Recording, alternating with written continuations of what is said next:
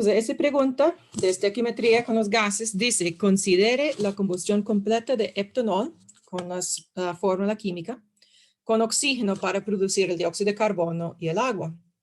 Primero tenemos que escribir la ecuación química balanceada. No sé si usted tiene alguna idea de cómo empezar este.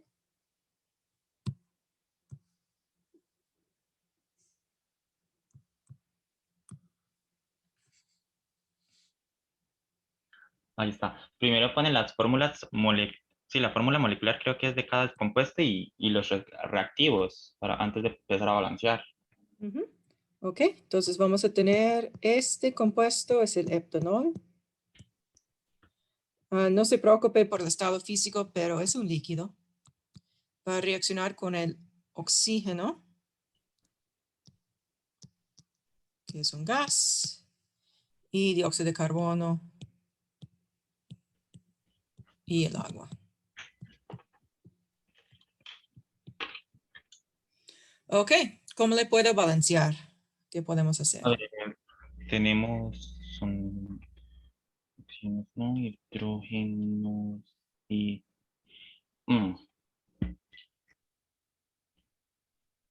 Podemos poner un 7 delante del dióxido de carbono para balancear el carbono.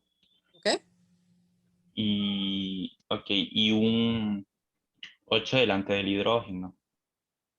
Del agua, perdón. bueno, sí.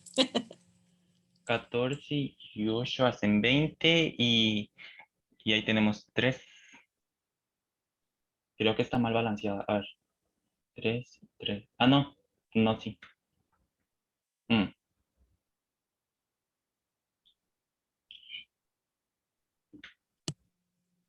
Ya me perdí con el oxígeno, profe. ¿Cómo balancear el Sí, el oxígeno? oxígeno es la parte más difícil.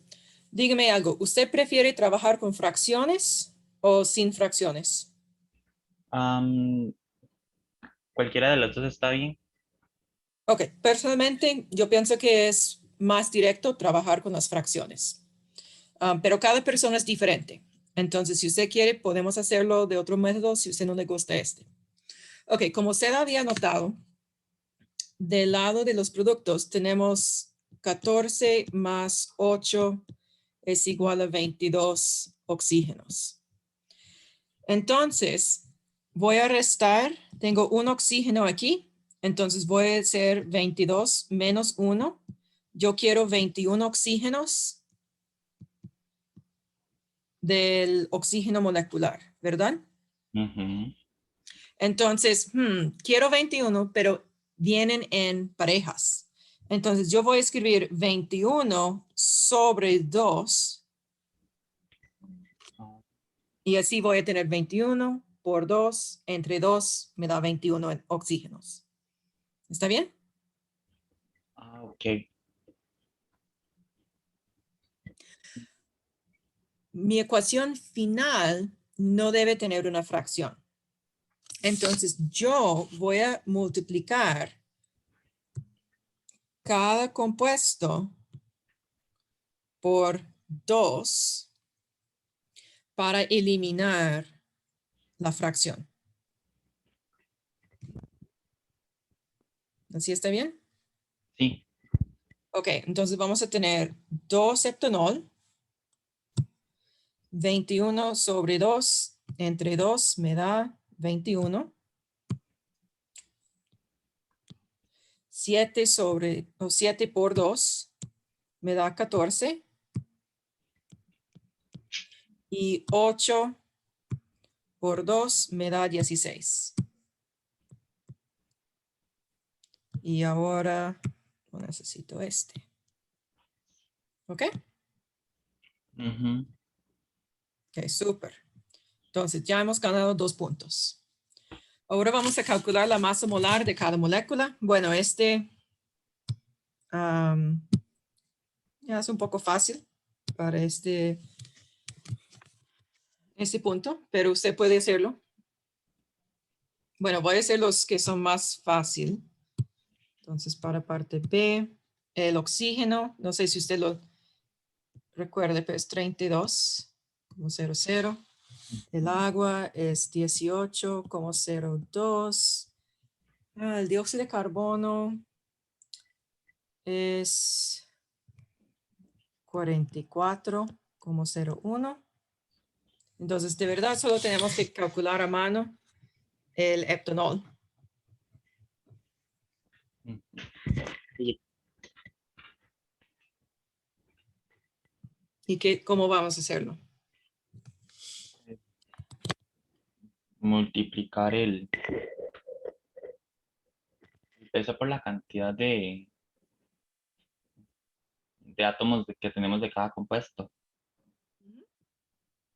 Bueno, en el compuesto. Entonces, 7 carbonos, 16 hidrógenos y un oxígeno.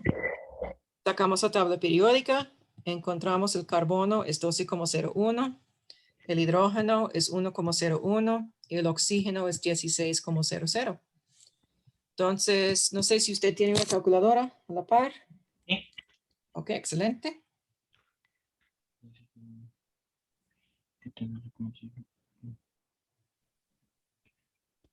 Cero, 16.0. Ay. Más uno. Dice que son 116.23. Ok. Entonces, ese será 116. Listo.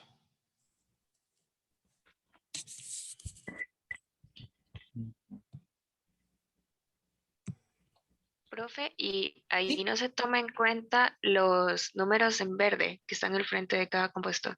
No, los números en verde no tienen nada que ver con la masa molar. Ok.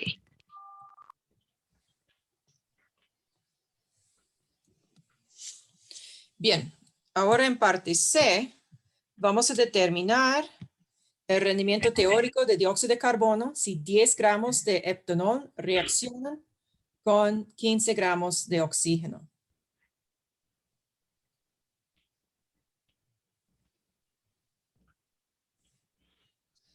Y en este caso, no estoy pensando que este de verdad es un poco fácil. Profe, este es como un problema relacionado al examen pasado. Sí, yo pienso que sí, yo elegí, es que cada año cambian un poco el orden. Entonces, sí, ese es el examen pasado. Pero está bien, voy a cambiar un poco. Entonces, en vez de 10 gramos, vamos a hacer 10 litros.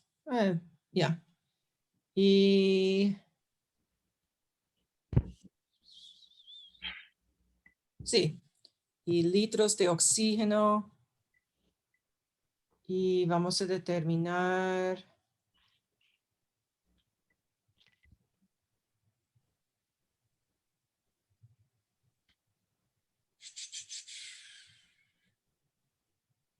Ya. Y no vamos a molestarnos por por el D.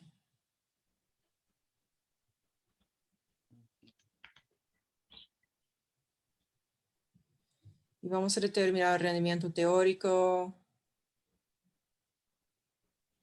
en litros.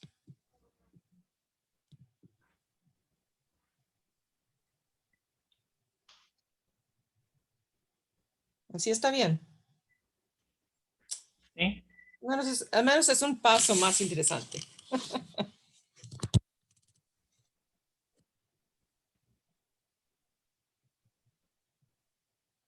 Ya.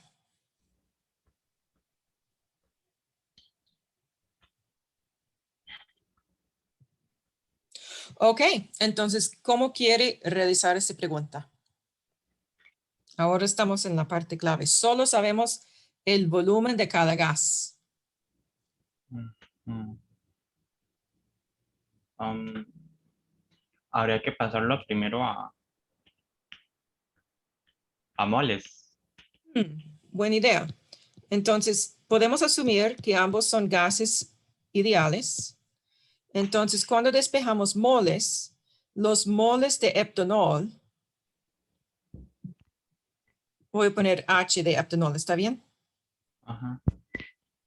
Este es igual a la presión por el volumen de etanol sobre RT.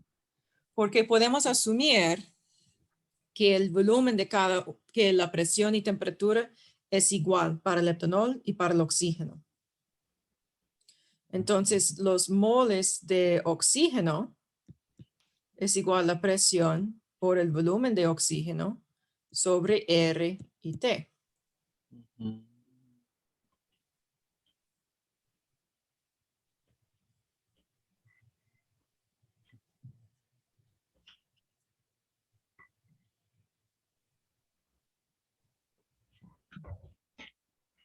¿Ok?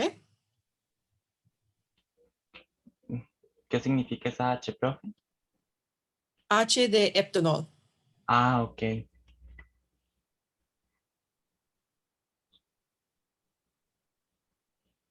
Solo que no quiero escribir todo C7H6O y O de oxígeno.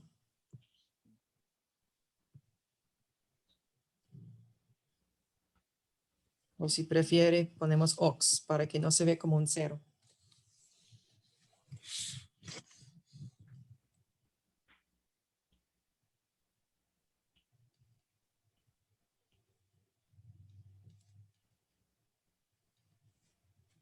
Ok, hay muchas opciones para nosotros. Podemos inventar una presión y una temperatura y hacer el cálculo. O podemos utilizar la proporción molar de la ecuación química balanceada. ¿Usted tiene alguna preferencia? La verdad es que no, profe. Entonces, aquí, primero, para determinar el reactivo limitante, voy a anotar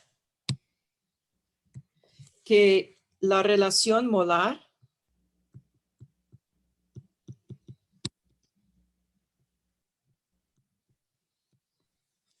de carbono sobre, no, perdón, no carbono, etanol, H.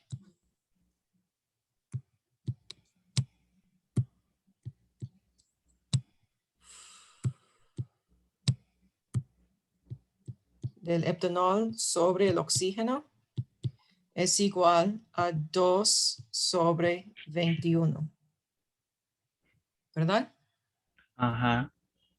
Y ahora, si nosotros hacemos moles de etanol sobre moles de oxígeno, este nos da presión por volumen de etanol sobre RT, todo este sobre presión por volumen de oxígeno sobre RT. Ujú. ¿Okay? Cuando yo hago la división de una fracción, ese es igual a la multiplicación de ¿qué? Mm, Extremos por extremos y medios por medios. ¿Okay? Entonces, el recíproco, ¿verdad? Mm.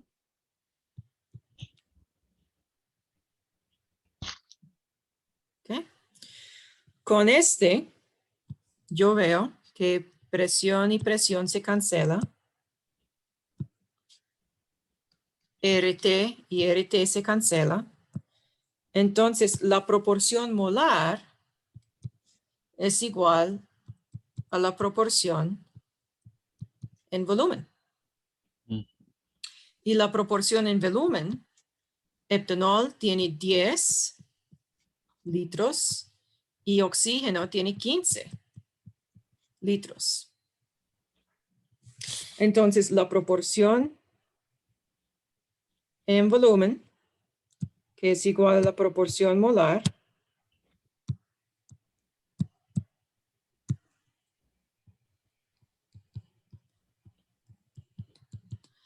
es igual a 2 sobre 3. Entonces, ¿cuál es el reactivo limitante?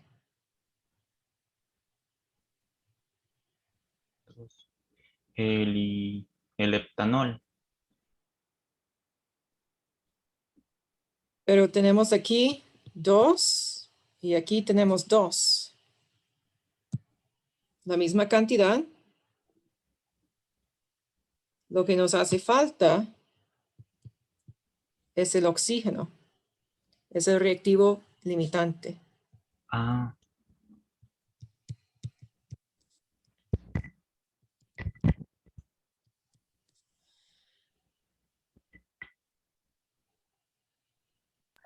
Profe, Entonces, entonces sería como establecer la relación molar para sacar eso y luego ver cuál es el que no está cumpliendo con lo esperado.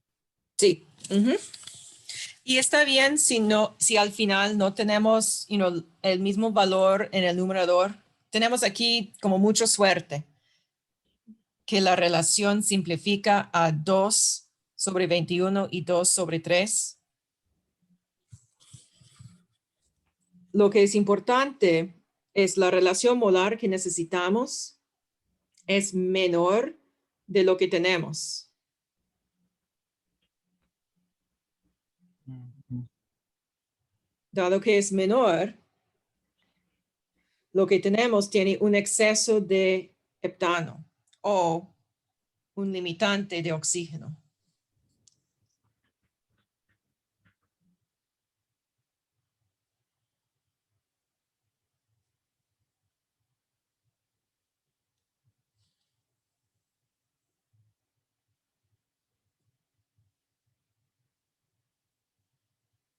Entonces, nuestro reactivo limitante es el oxígeno.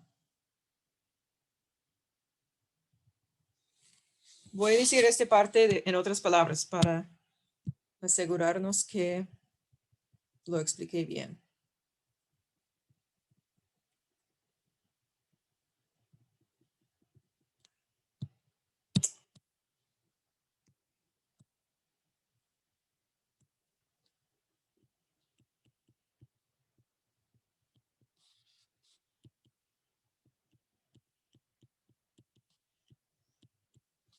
Ok. Tenemos 2/3. Lo que necesitamos es 2 sobre 21. Es evidente que 2/3 es mayor que 2 sobre 21. Y ese es heptanol sobre oxígeno. ¿Ok? Entonces, dado que lo que tenemos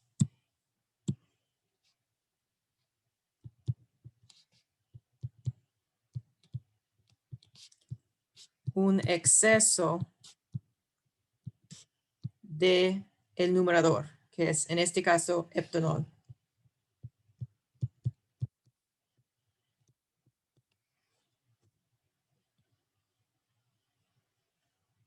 Si es un exceso de heptanol, el oxígeno es limitante. I don't, honey. Look in all the normal places, okay? Wait, just help me find the tablet. Just help me find the tablet only one time. Like only one time. Oh, there it is. So then what does it say? It says I'm in my meeting right now. That's what it says. Oh, yeah, that's what it says. Oh, I didn't know that. All right.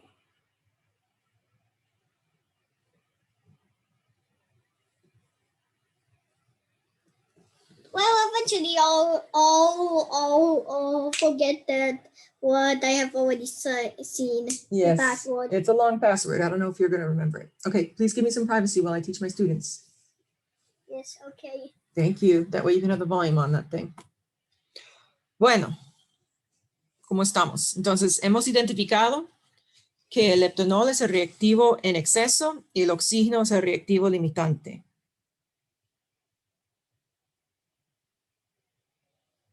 ¿Verdad?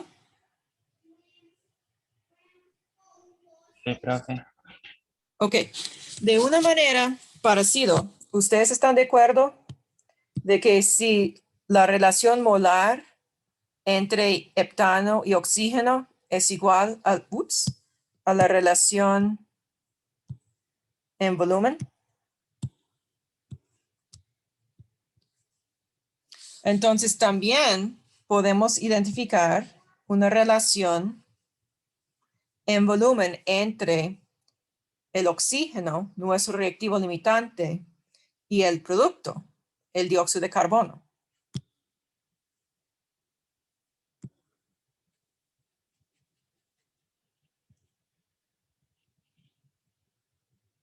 ¿Ok? Entonces, sabemos por cada 21 litros de oxígeno. Perdón. Voy a hacerlo como una fracción. No, puedo hacerlo así. Litros de oxígeno.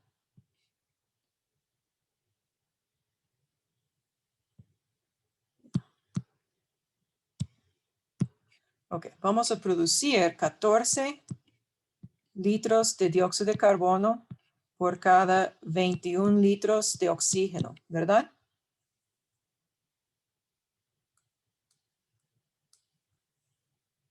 Y estoy utilizando esos. Tal vez es mejor si lo escribo en verde.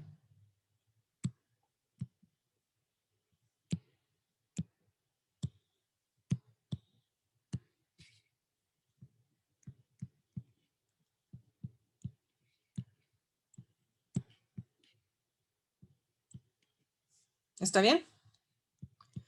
Con una relación igual, necesitamos convertir. Nosotros tenemos 15 litros de oxígeno. Y vamos a calcular X litros de dióxido de carbono.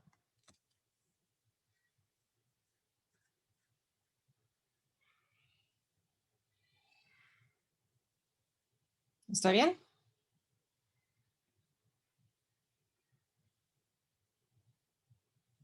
Entonces voy a despejar Sí, X. profe. Ajá. Tengo 14 por 15 sobre 21 es igual a X. Entonces, este me da 10.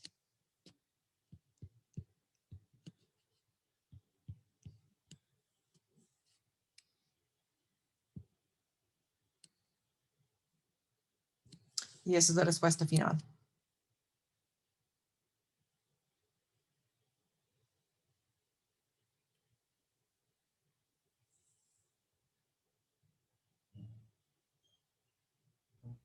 Ok, profe.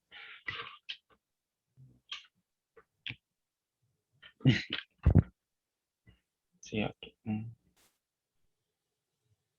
Profe, podría ser un problema más relacionado con respecto a los gases ideales, pero que sea como un problema similar a los que nos vendrían en el examen.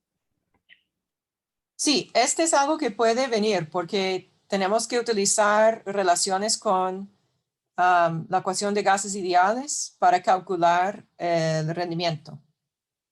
La parte en roja, parte C, ya que cambié las unidades a litros, sirve. Pero podemos hacer otro de una forma diferente, si ustedes quieren. Sí. Entonces, en este caso,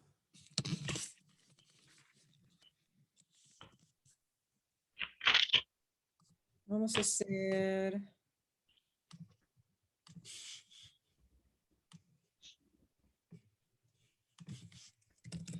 Hay un recipiente rígida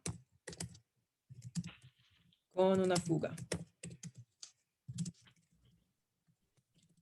lenta. Al principio hay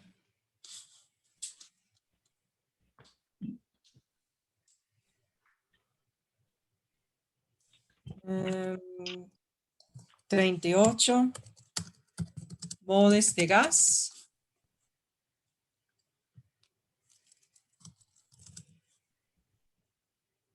En el recipiente a una presión de 4,65 atmósferas y una temperatura de 26 Celsius.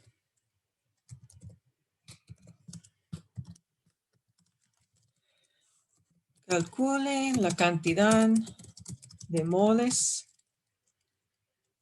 perdidos por la fuga si después de un rato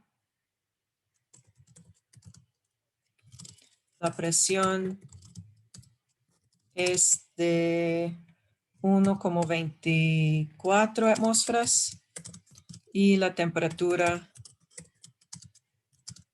es de 28 Celsius.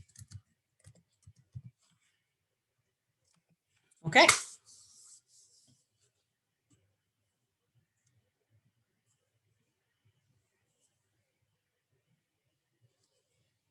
¿Qué debo hacer primero?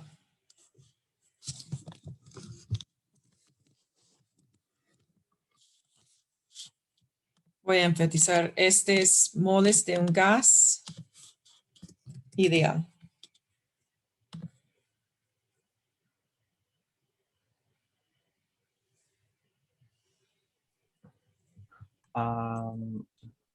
Mm.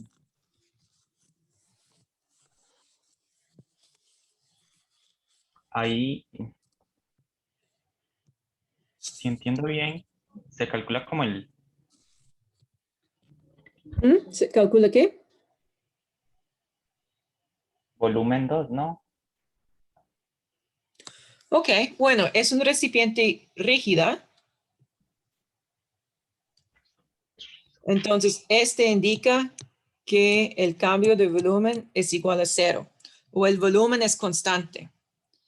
Cada vez que yo veo las palabras gas o especialmente gas ideal, yo voy a escribir PV igual a nRT, al menos para empezar.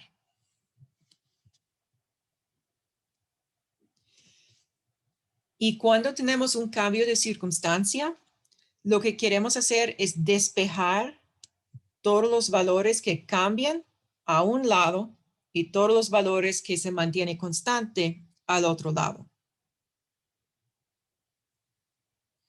Entonces, lo que va a variar aquí, bueno, sabemos presión inicial y presión final.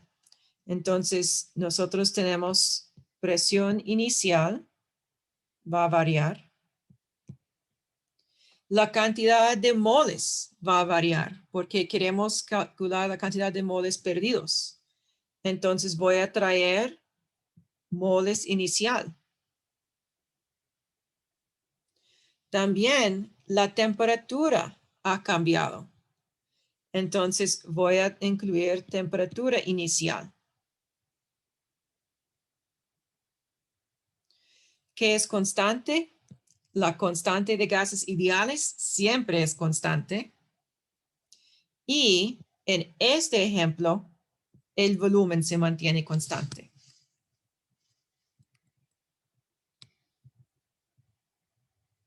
¿Está bien? Profe, y cuando se hace eso no se cambia símbolo, ¿verdad? ¿Cuál símbolo?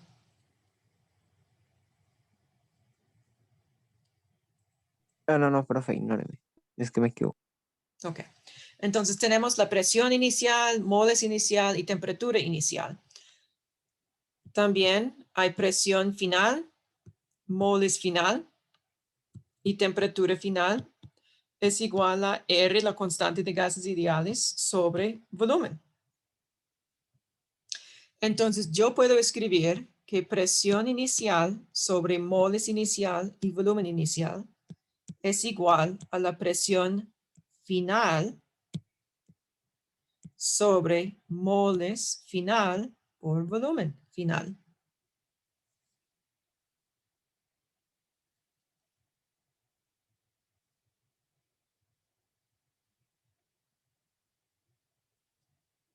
¿Ok? Sí, profe. Y lo que necesito calcular es la cantidad de moles final para que pueda calcular la cantidad de moles perdidos. Entonces voy a despejar. Moles final es igual a presión final por moles inicial por volumen inicial sobre presión inicial por volumen final.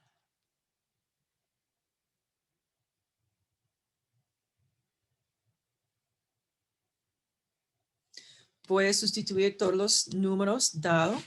Presión final es 1,24 atmósferas.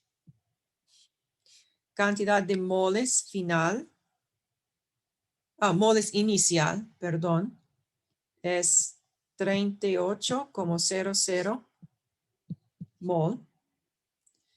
El volumen inicial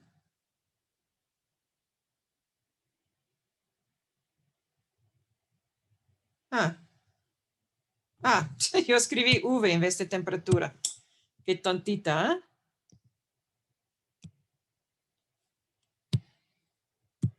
Ese debe ser T1 y T2. No sé qué pasó. Entonces tenemos aquí T1 y T2.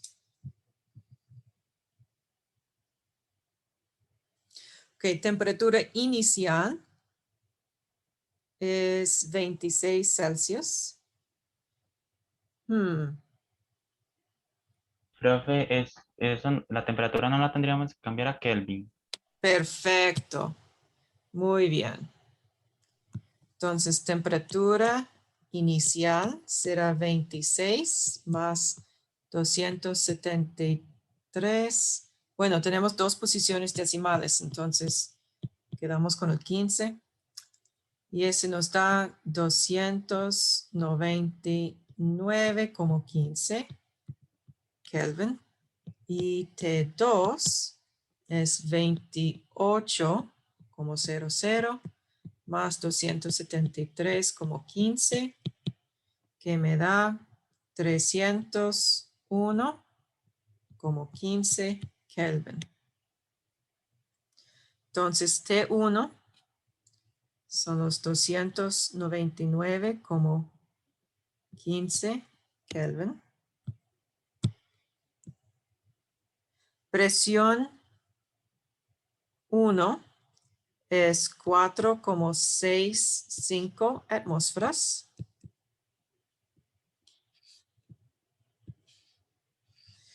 Y temperatura final es 301,15 Kelvin.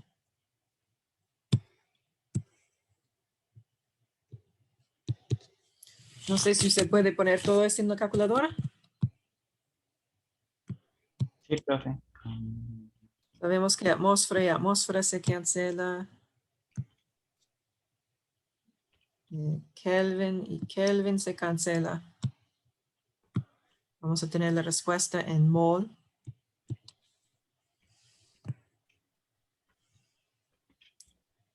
Dice que son 10,06. Excelente. Sí, a mí me dio igual. Muy bien. Voy a llamarlo 10,1 porque las presiones solo tienen 3 cifras significativas. Y ahora hay que verificar que estamos leyendo bien la pregunta porque tenemos que calcular la cantidad de moles perdidos. Entonces, moles perdidos es N1 menos N2. Entonces, 38,00 menos 10,1 Y este nos da, debe ser 27,9 si no estoy equivocada.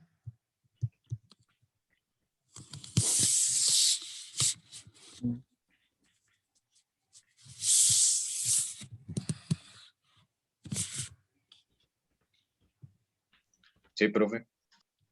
Ok. Y esa es la respuesta.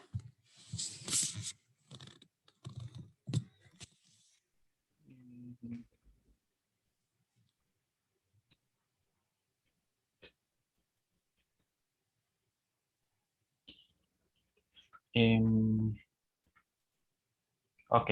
Ok. Sí, profe, ya entendí. Excelente. No sé si alguien más tiene un comentario o pregunta.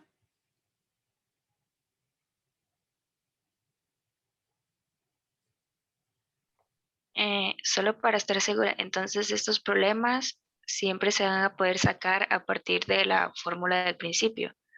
Bueno, Sí. porque usted despejó de ahí y Ajá. Entonces, una de las fórmulas más importantes del curso es este. Esa es la ecuación de gases ideales, a veces nombrado la ley de gases ideales. ok, profe. Solo, bueno, no sé si alguien tiene más preguntas con esto, pero yo quería ver si podía hacer algún problema de principio de incertidumbre de Heisenberg.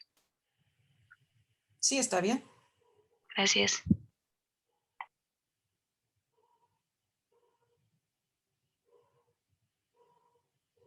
Bueno, antes de que continuamos a preguntas de otro estudiante,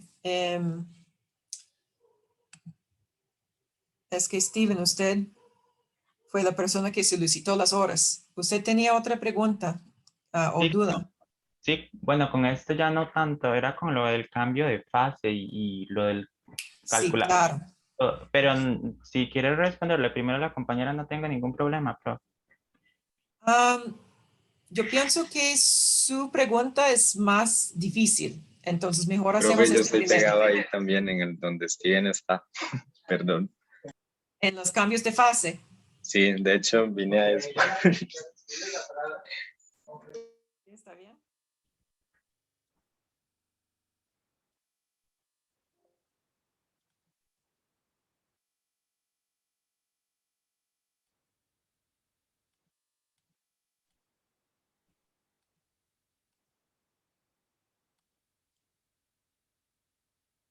Ok. Entonces, voy a inventar una pregunta otra vez.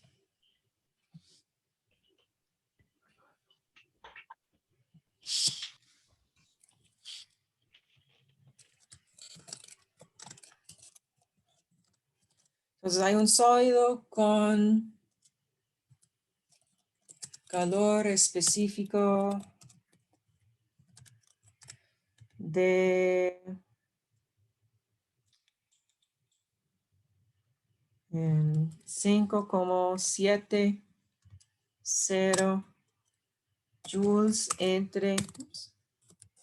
joules entre grados Celsius. Voy a poner C, lo siento, no tengo el símbolo de grado. A una temperatura de 20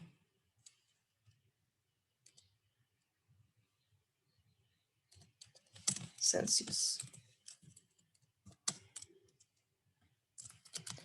Calcule la cantidad de calor que hay que agregar para pasar el sólido a un líquido con temperatura de 85 Celsius. Si el punto de fusión es de 33 Celsius. El cambio de entalpía de fusión es de inventar 41,0 kilojoules entre mol y el calor específico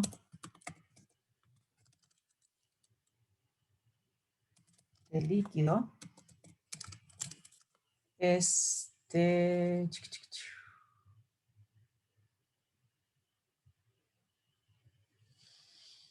3,65 joules entre gramos Celsius. Y sabemos que la masa molar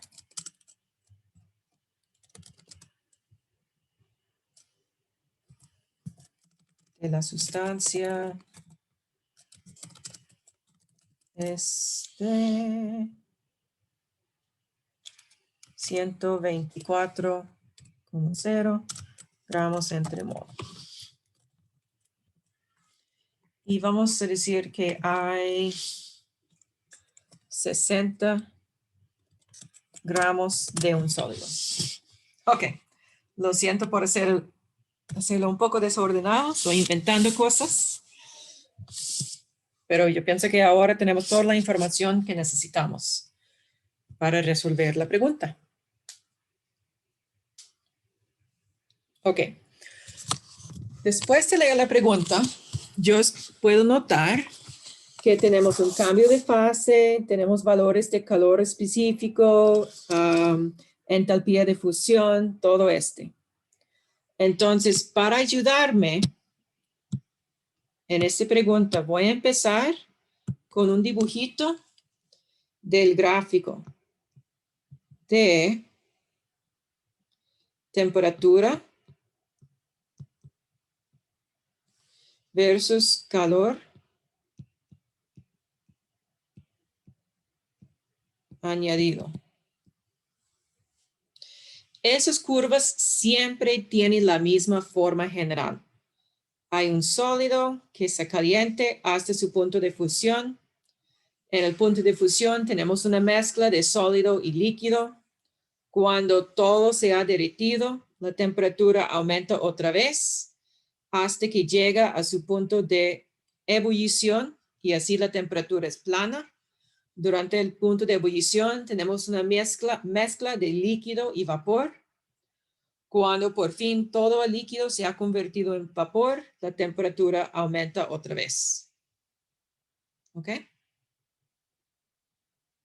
Entonces, esta forma general siempre es así para todas las sustancias. La pendiente de las regiones inclinadas va a variar.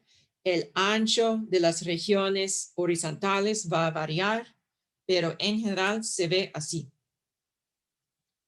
Entonces, podemos dividir en partes. Primero, hay un sólido y vamos a calentarlo. Pienso que el amarillo es un poco difícil ver. Entonces, paso 1.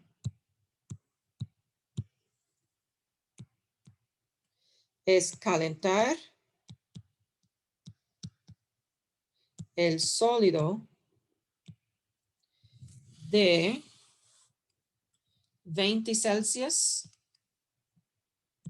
la temperatura inicial, a su punto de fusión, 33 Celsius.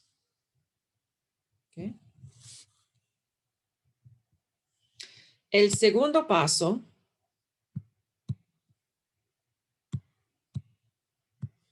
va a ser derretir el sólido.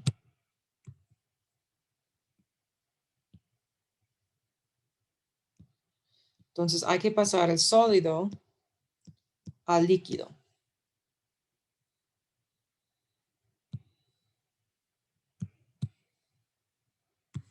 El tercer paso es calentar. No, otro color.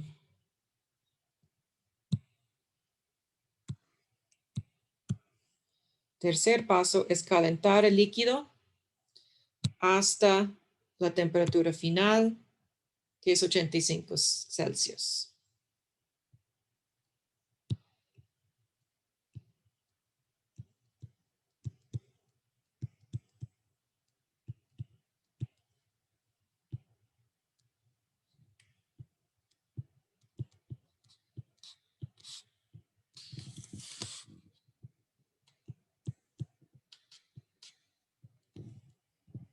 ¿Ok?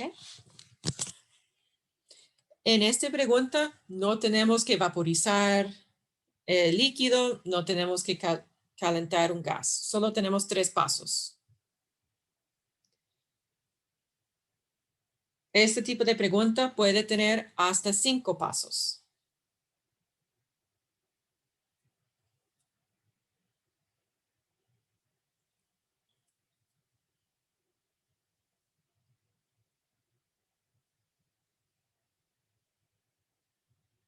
Ok, entonces, ¿cómo vamos a hacer paso 1? Debemos calcular la cantidad de calor.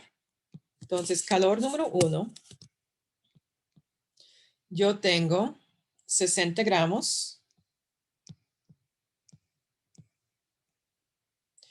y puedo pasar gramos a joules porque yo tengo el calor específico, que es 5,70 joules por grado Celsius. Ok, debo cancelar grados Celsius, entonces voy a multiplicar este por delta T. Y delta T es la temperatura final menos la temperatura inicial.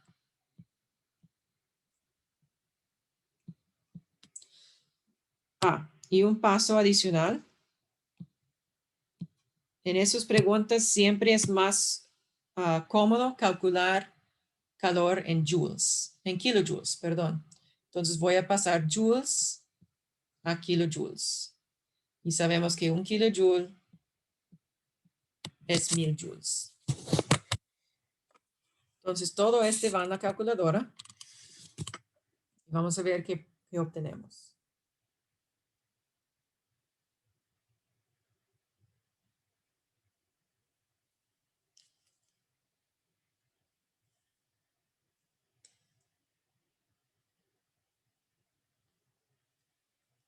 ¿Ok?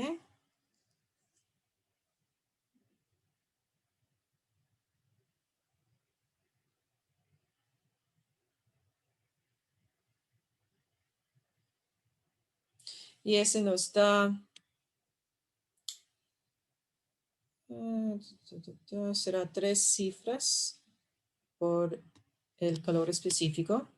Entonces 4,45 kilojoules. ¿Está bien?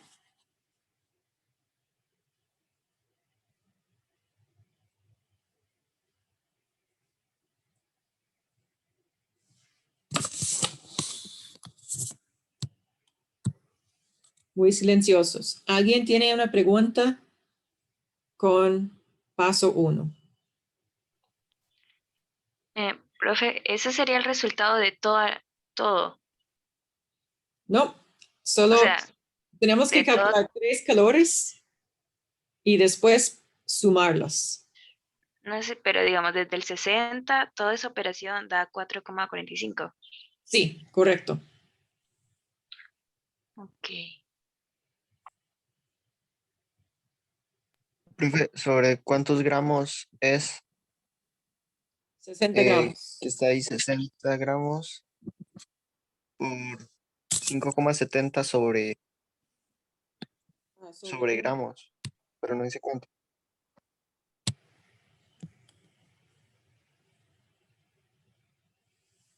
Ah, ok.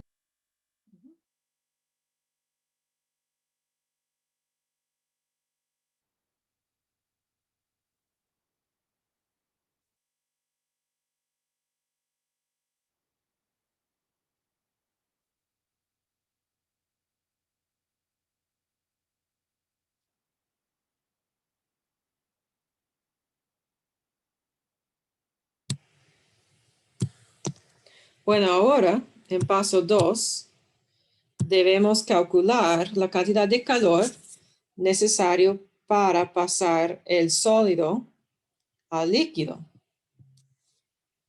¿Ok? Para este vamos a utilizar el cambio de entalpía de fusión.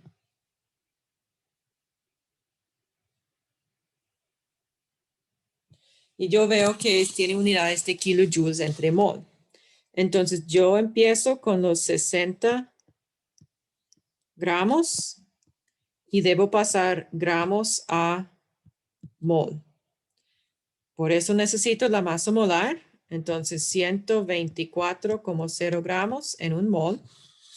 Y ahora puedo pasar mol a kilojoules utilizando el cambio de entalpía de fusión.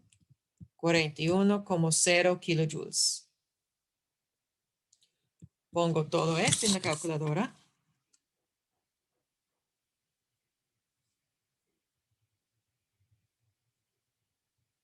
Y este me da 19,84. No, 8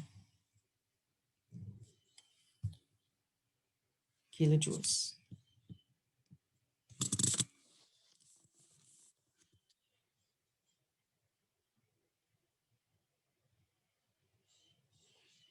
Preguntas para paso 3, paso 2.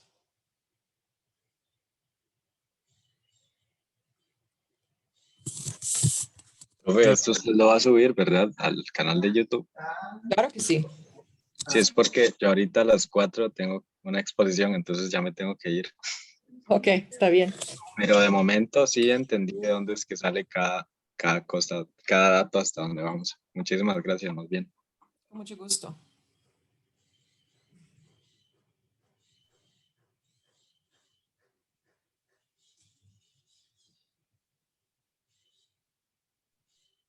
Profe, Ujú. eh, es que no sé cómo llamar. La Q que tiene esa Q, no sé si se le dice Q o el ¿Q1 Q1. o Q2? Ah, ok.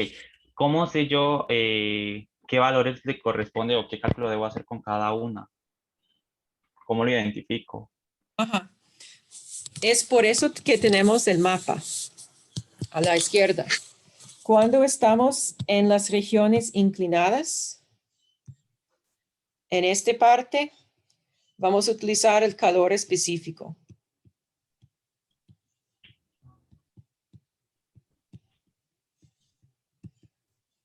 Cuando estamos en las partes horizontales, vamos a utilizar el cambio de entalpía de fusión o el cambio de entalpía de vaporización. Depende en cuál parte estamos.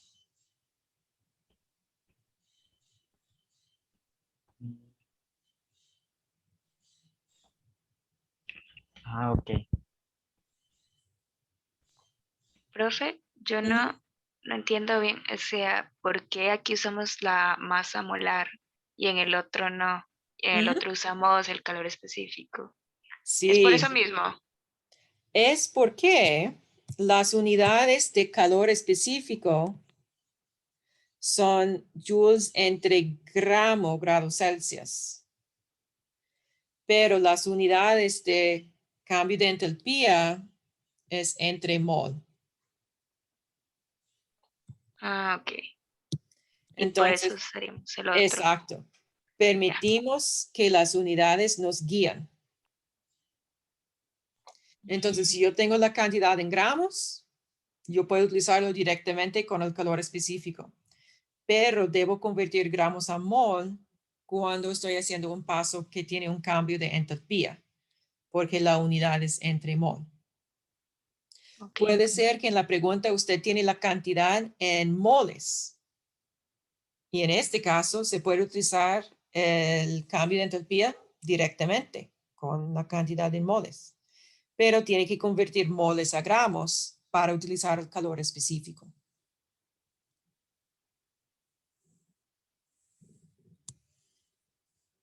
Ok, gracias.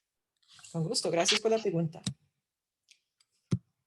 Ok, ahora en paso 3 tenemos un líquido a 33 Celsius y debemos cambiarlo a 85. Ok, entonces voy a calcular Q3 es igual a la cantidad, los 60 gramos de mi sustancia. Necesito el calor específico del líquido que está dado en la pregunta. Es 3,65 joules entre grados Celsius. Y todo voy a multiplicar por el cambio de temperatura. 85,0 menos 33,0. Y tiene unidades de grados Celsius.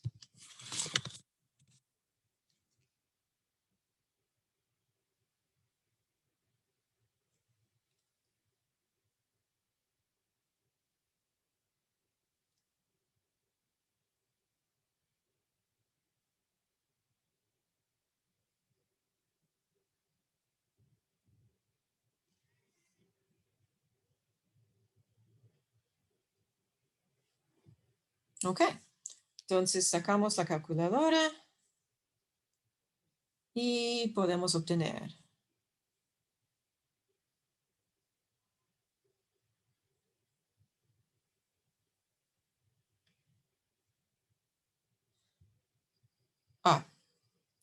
Nos da en unidades de joules. Es más conveniente en kilojoules. Entonces voy a pasar joules a kilojoules. Y me da 11,4 kilojoules.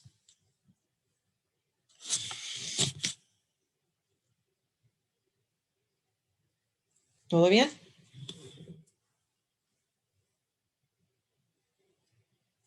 De momento sí. Sí, profe. Ujú. Entonces, por fin, solo quiero calcular el calor total. Usted puede mirar lo que estoy escribiendo en rojo. Sí. Sí, profe. Es que a veces al fondo de la pantalla el zoom no aparece bien. Entonces ahora hacemos la suma de esos tres valores.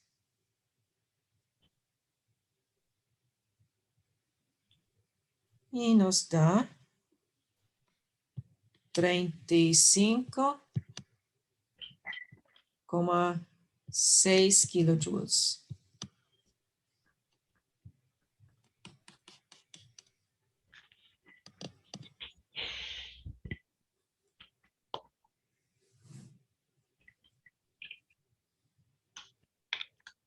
Y será la temperatura final.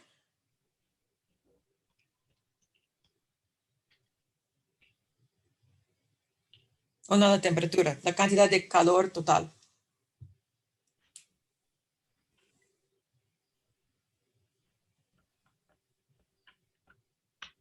Ok. Si ustedes quieren, puedo inventar otra pregunta de este tema, pero un poco más difícil. Profe, una pregunta. Con la resta, ahí se hace para tener la diferencia, o sea, para saber qué es lo que se está agregando de calor. Ese es para indicar el cambio de temperatura. Ujú, ok.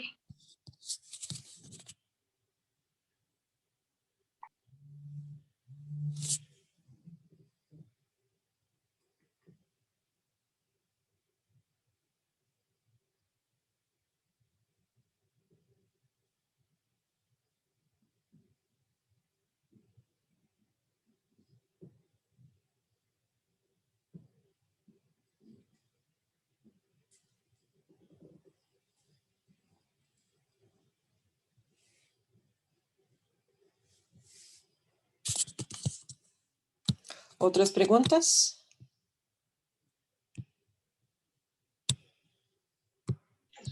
Profe, usted dijo que podía ser una de esas, pero un poquito más complicada. Sí, ¿Quiere? Sí, ¿sí se puede? Excelente.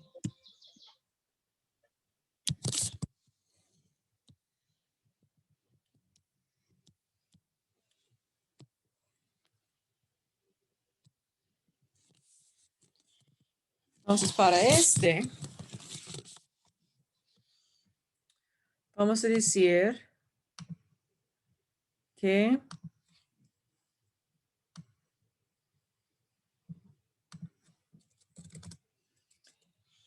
hay 1,50 litros de agua en una olla. A temperatura, digamos que es 23 Celsius.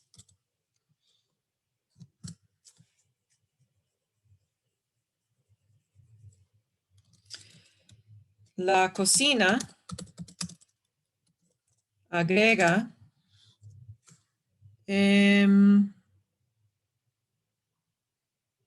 voy a decir 575,0 kilojoules de calor al agua. Determina la temperatura y fase final del agua. Sabemos que el calor específico del líquido,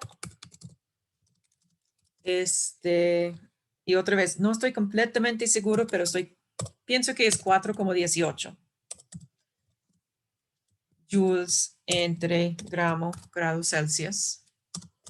Y el calor específico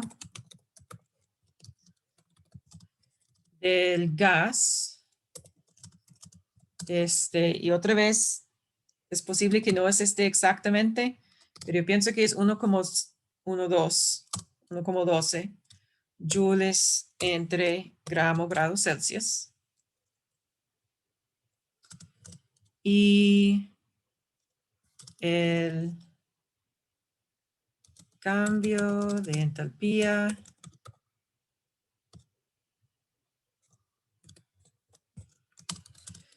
de ebullición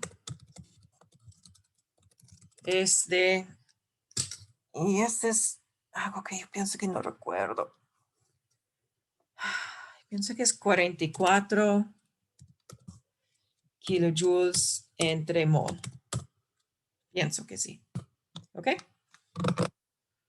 Bueno, estamos de acuerdo que el punto de fusión es 0 Celsius, punto de ebullición es 100 Celsius y sabemos la masa molar, la fórmula y la densidad de agua.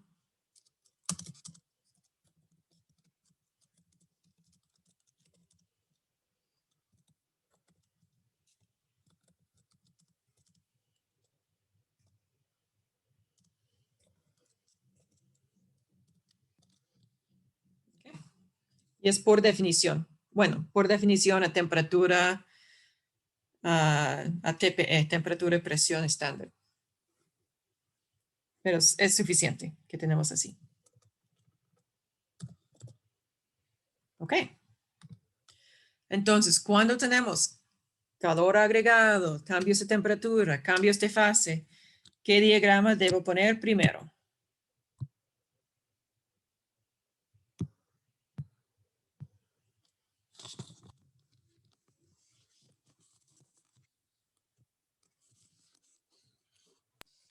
El gráfico.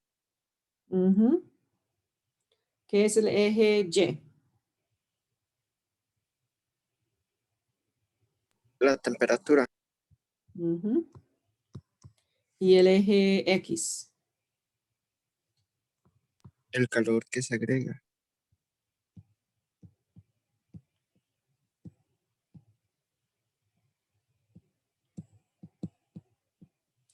¿Qué es la forma general de todas esas curvas?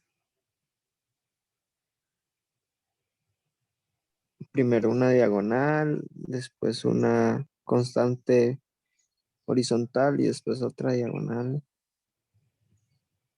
Ujú. y después otra constante horizontal y una diagonal al final. En ambos de esos diagramas, aunque son muy brutos, siempre estoy dibujando el segundo parte horizontal más ancho que la primera parte horizontal. Por curiosidad, ¿por qué?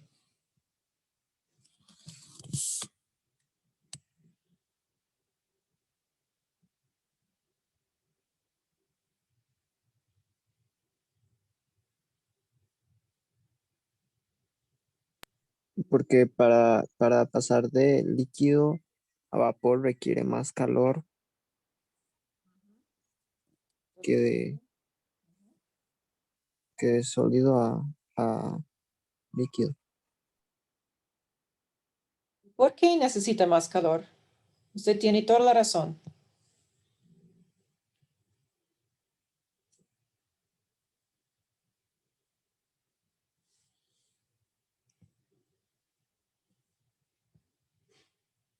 ¿Qué debemos superar para realizar un cambio de fase?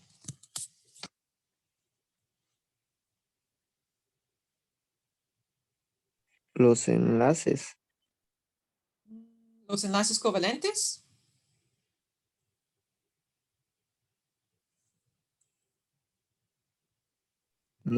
intermoleculares. Muy bien, los enlaces intermoleculares o las fuerzas intermoleculares. Entonces, para pasar de líquido a gas, tenemos que superar todas las fuerzas intermoleculares. Para pasar de sólido a líquido, solo tenemos que superarlos parcialmente.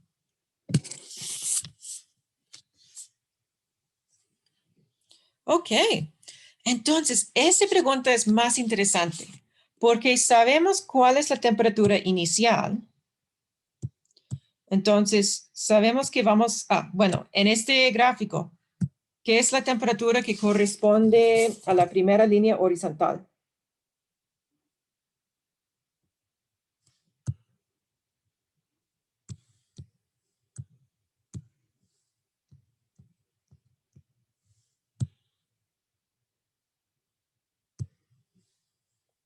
Ese será 0, porque es el punto de fusión, y ese será 100, porque es el punto de ebullición. Entonces, sabemos que vamos a empezar ya hasta un líquido y vamos a calentarlo. No estamos seguros, pero es probable que dado que estamos agregando mucho calor y no más de 500 kilojoules, tal vez vamos a pasar el líquido al gas y tal vez vamos a calentar el gas. Pero vamos a ver. Podemos tener como máximo 3 etapas. Empezamos con la primera etapa. O tal vez antes de cualquiera de las etapas. Debemos convertir los litros a algo más útil. Específicamente, gramos y moles. ¿Cómo voy a pasar 1,50 litros a gramos?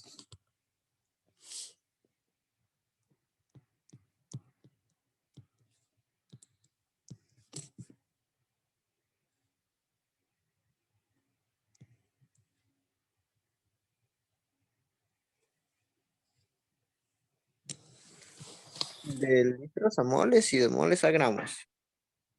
¿Cómo voy a saber cuántos moles hay?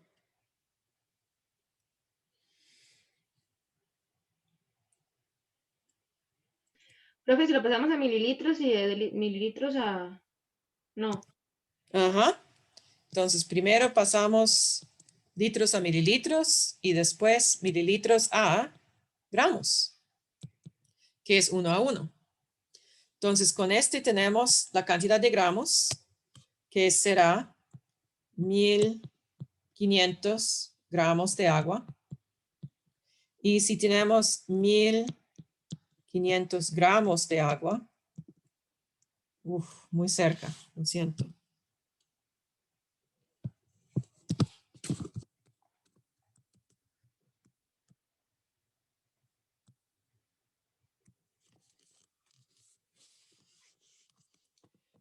tenemos 1500 gramos de agua, podemos pasar gramos a mol. Y un mol es 18,02 gramos. Está bien si ustedes tienen que calcularlo otra vez. Si están haciendo todas las prácticas, probablemente ya lo tienen memorizado por el uso. Porque es muy, muy común.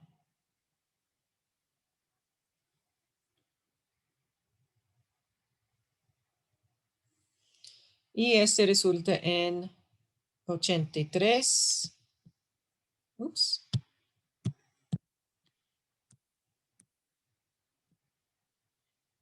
Coma 2 mol.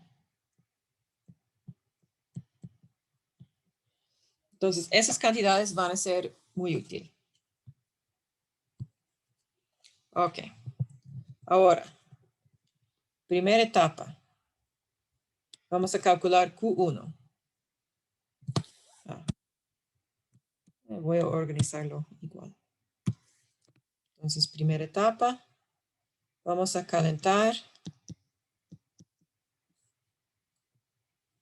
el agua líquido de 23 a 100 grados Celsius. Entonces, Q1 es igual. Entonces, en esta parte estoy inclinada, entonces necesito el calor específico del líquido. Este es en gramos. Entonces, 1500 gramos de agua. Hay 4,18 joules entre grado Celsius, grado Celsius. El cambio de temperatura es 100, la temperatura final, menos 23, la temperatura inicial, grados Celsius. Y vamos a pasar joules a kilojoules. Usted sacó 100 del punto de ebullición.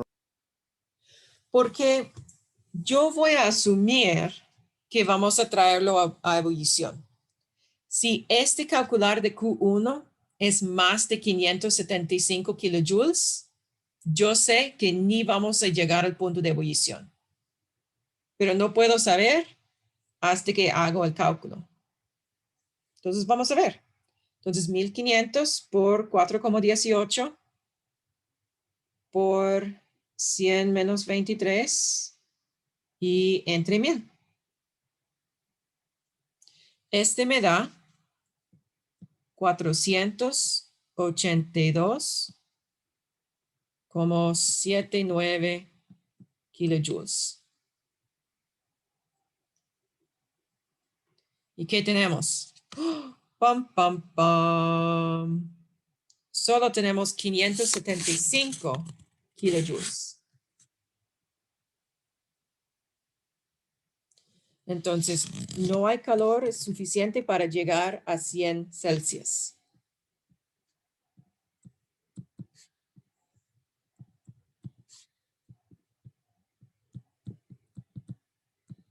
Entonces, después de realizar este cálculo, tiene que dar mayor que la fuerza, que el calor añadido que dice en el problema. Ajá. Para continuar, tendré que sacar... oh, no, perdón. No, perdón. Tenemos 482. Ese es menos de los 500. Entonces, yo tengo el calor necesario para calentarlo a 100. Ah, ok. Perdón. Oy. Ah, tranquilo, pero Ok, entonces sí nos entonces, alcanza. ajá, entonces está bien, nos alcanza. Tenemos calor adicional. Vamos a ver si tenemos suficiente calor para vaporizar todo este agua. Entonces, ¿hay calor suficiente?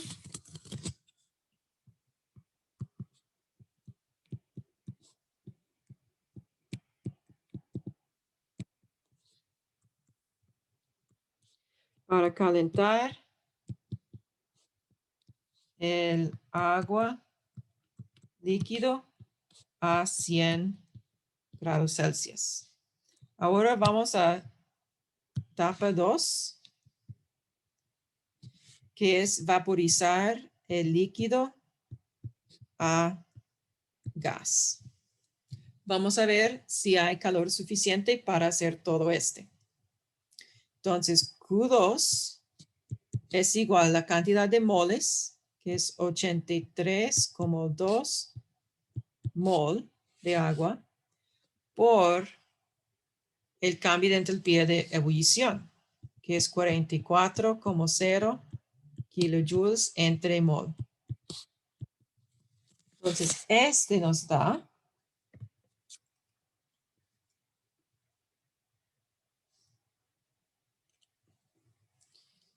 3,000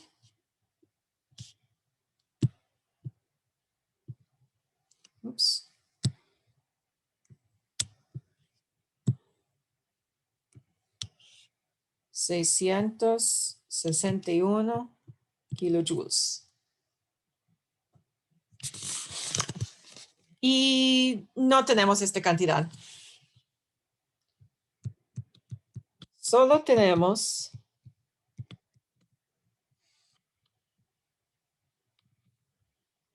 $575,0 menos 482,79. Entonces solo tenemos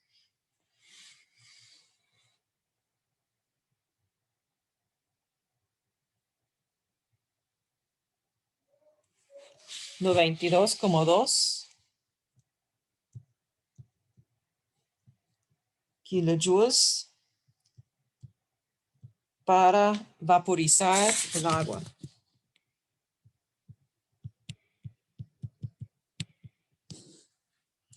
Y necesitamos los 3,000 para vaporizar el agua.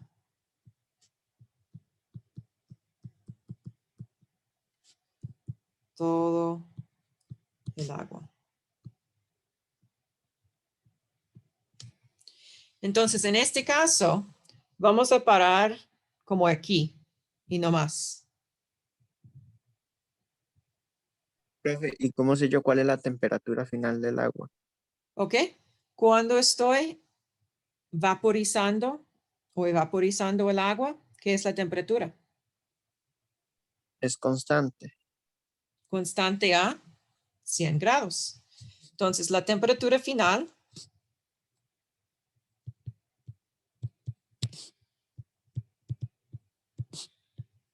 es 100 grados Celsius y hay una mezcla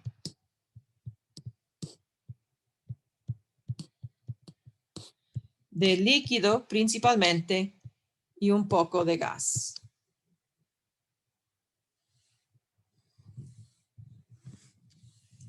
¿Ustedes quieren calcular cuántos moles de gas hay?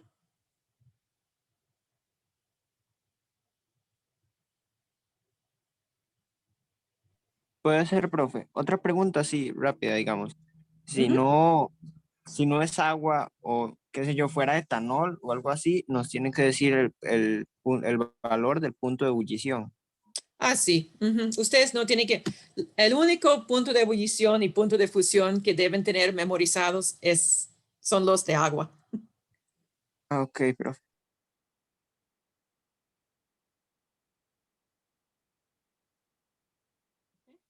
Ahora, para disfrutar un poco, vamos a calcular cuántos moles de gas hay.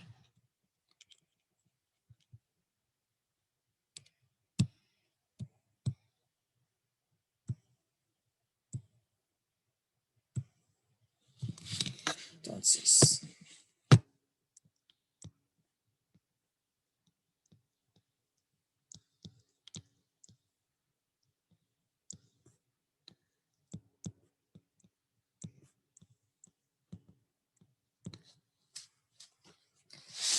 bueno, tenemos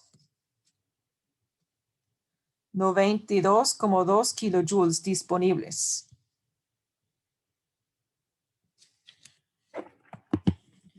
Entonces, si Q es igual a la cantidad de moles por el cambio de entalpía de vaporización, entonces la cantidad de moles es igual a Q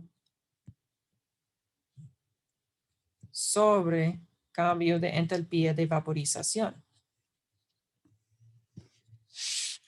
Entonces, vamos a calcular N es igual a 92,2 kilojoules sobre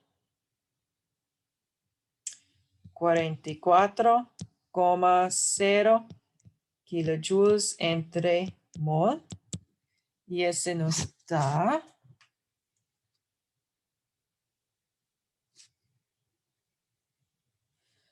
2,10 mol de gas.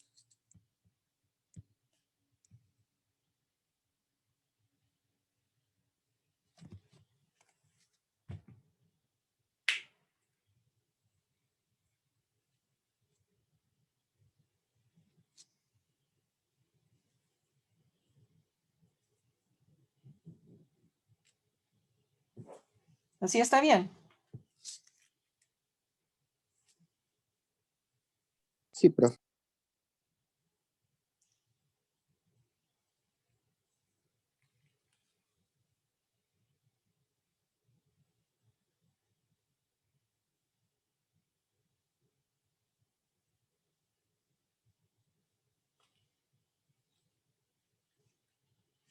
Ok, ahora al final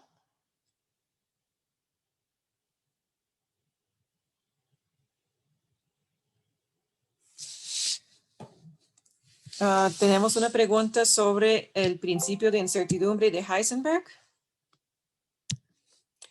Y yo pienso que revisé todas las preguntas en el examen. Y no hay una pregunta tan difícil como el cálculo que nosotros habíamos hecho en el curso, en la clase. Entonces, no se preocupe demasiado por el principio de incertidumbre de Heisenberg. Lo que ustedes saber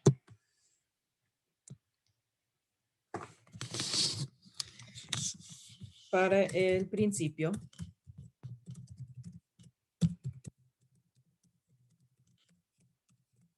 y probablemente estoy escribiendo su nombre mal. Lo siento, Heisenberg.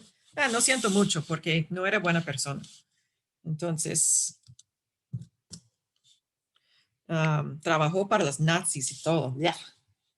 Entonces, él se dio cuenta que es imposible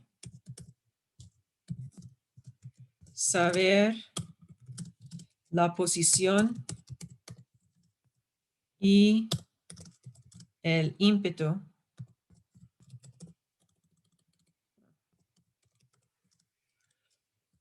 de una partícula pequeña, es decir, un electrón, un núcleo,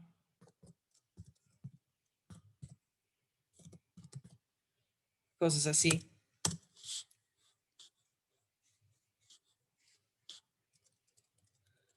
Con precisión. No solamente pero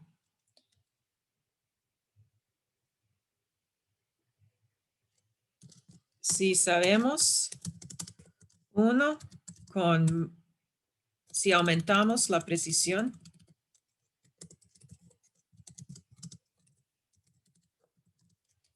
de uno,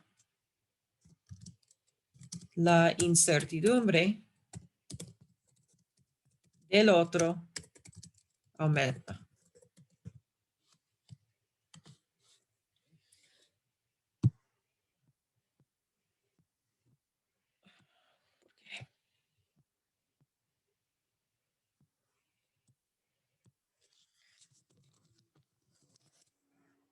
Entonces, si utilizamos delta X, esa es la incertidumbre.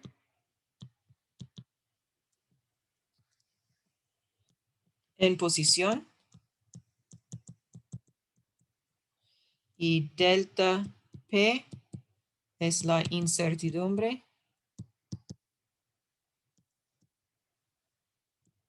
en ímpetu. Cuando multiplicamos esos dos, lo que vamos a obtener es una constante, que es la incertidumbre en posición por la incertidumbre en ímpetu es mayor o igual a la constante de Planck sobre 4pi. Pi literalmente es pi de matemática, 3,14159. 4 es el número 4 y h es la constante de Planck. Y este tiene el valor de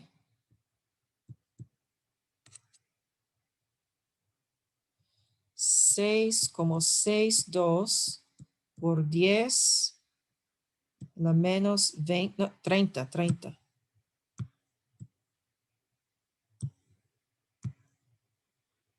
34 joules segundo.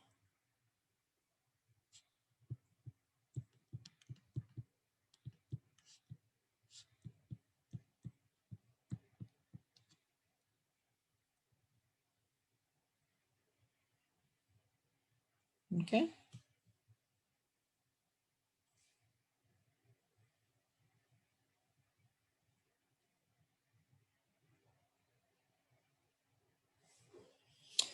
Ok. Entonces, dado que este valor, el producto de las dos incertidumbres tiene un mínimo, este indica que nunca vamos a saber con precisión la posición. Entonces, sí podemos saber, sin duda, el electrón está aquí. No tenemos ni el remoto idea de su velocidad ni dirección. Sí sabemos que un electrón va a no sé cuántos millones de metros al segundo hacia la derecha. No tenemos ni el remoto idea de dónde está este electrón. La consecuencia es que el orbital, en vez de ser algo muy específico, nuestro orbital electrónica ya tiene mucha incertidumbre. Es como, no sabemos si es exactamente aquí o tal vez es más allá. Tenemos mucha incertidumbre. Digamos cosas como, tenemos 90%, sabemos que 90% del tiempo el electrón se encuentra dentro de este volumen. ¿Ok?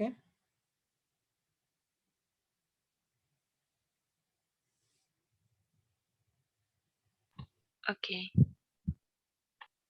Yo sé que es muy complicado el concepto, es porque ya estamos entrando a química cuántica y química cuántica es muy complicada. O tal vez no es complicada, pero nosotros en nuestra experiencia de vida diaria y en nuestra educación no estamos acostumbrados de pensar en términos de probabilidad, en términos de el comportamiento de cosas cuánticas, energía cuántica, longitudes cuantizados, solo tenemos ciertos múltiples de energía o ciertos múltiples de longitud. Entonces, todo suena un poco extraño. Lo bueno es que ahora estamos en química general, entonces solo queremos como una introducción muy suavecito, para ustedes.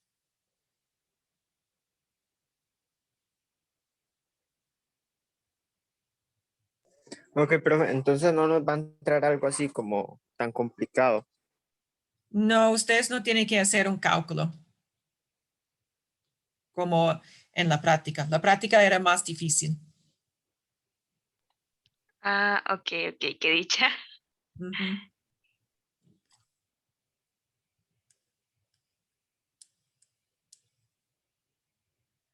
Y de verdad yo pienso que puedo mejorar esta práctica para otro año porque al final era más confuso de lo que yo quería.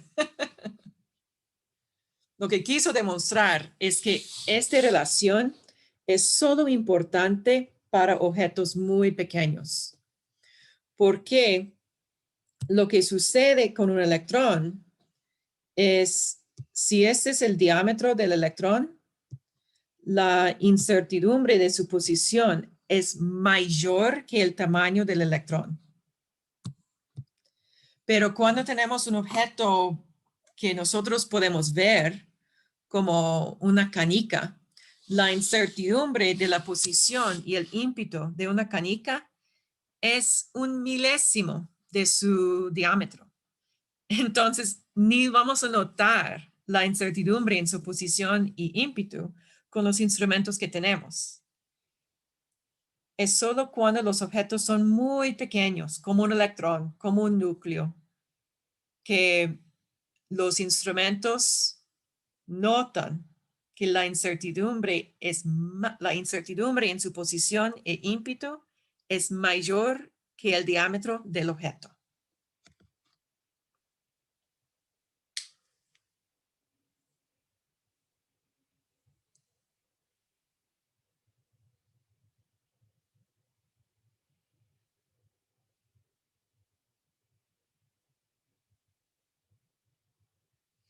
Ok.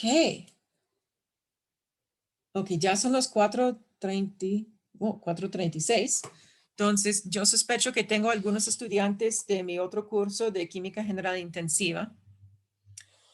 De verdad, hay bastante traslape entre el curso en la UNA de Química General 1 y el curso de la UCR de Química General Intensiva. Entonces, si los estudiantes de Universidad Nacional quieren quedarse, no hay ningún problema. Pero ahora voy a enfocarme en las preguntas y dudas de Química General Intensiva. Porque De ya es acuerdo, hora. Muchas gracias, profe. Con mucho gusto. Gracias, profe. Gracias, profe. Gracias, profe.